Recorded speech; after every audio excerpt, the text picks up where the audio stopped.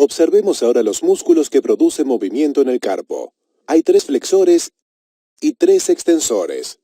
Examinaremos primero los flexores más importantes, el flexor radial del carpo y el flexor ulnar del carpo. Ambos tienen su origen en el epicóndilo medial, donde comparten un tendón macizo de origen, el tendón flexor común de los dedos, con otros 2 músculos flexores. Además, el flexor ulnar del carpo tiene una gran cabeza ulnar, que tiene su origen en este borde posterior de la ulna. Como se verá posteriormente, el nervio ulnar cuando pasa del codo al antebrazo se sitúa entre las 2 cabezas del flexor ulnar del carpo. Los 2 músculos flexores del carpo se separan para llegar a los lados lateral y medial del carpo.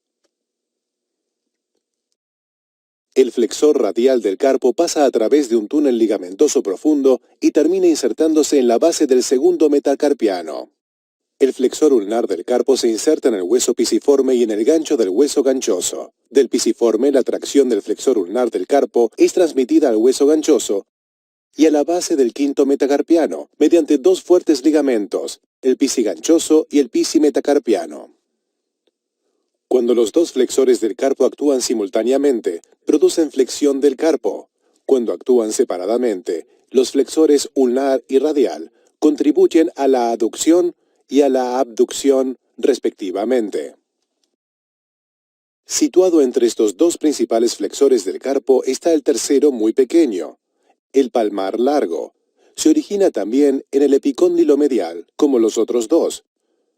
Su tendón, que vemos aquí, en el antebrazo intacto, yace superficial al de todos sus contiguos, y se inserta no en un hueso, sino dentro de esta densa fascia, la aponeurosis palmar, que cubre la región palmar. A través de esta inserción en tejido blando, el palmar largo asiste en la flexión del carpo. Frecuentemente está ausente porque es inconstante.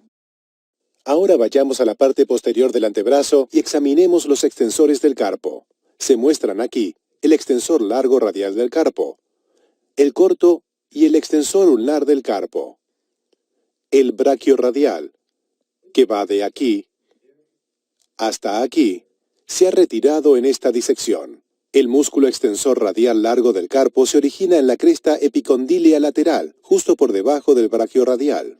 El extensor radial corto tiene su origen en el epicóndilo lateral, origen que comparte con otros músculos extensores que a su vez nacen en el epicóndilo y en este tendón extensor común. El extensor ulnar del carpo tiene su origen en el epicóndilo lateral y también tiene una cabeza ulnar, que se origina en este borde de la ulna, lo mismo que sucede con el flexor ulnar del carpo. Cuando los tendones extensores cruzan el dorso del carpo, pasan por debajo de esta estructura, el retináculo de los extensores, que actúa como una polea. Los extensores radial largo y corto se insertan en las bases del segundo y tercer metacarpianos, y el extensor ulnar en la base del quinto metacarpiano. Cuando los extensores del carpo actúan conjuntamente, extienden el carpo. Esta es parte importante de la acción que hacemos cuando tratamos de asir un objeto. Los poderosos músculos de agarre, cuyos tendones discurren sobre el dorso del carpo, están laxos y débiles cuando éste se flexiona, pero se tornan tensos y poderosos cuando éste se extiende.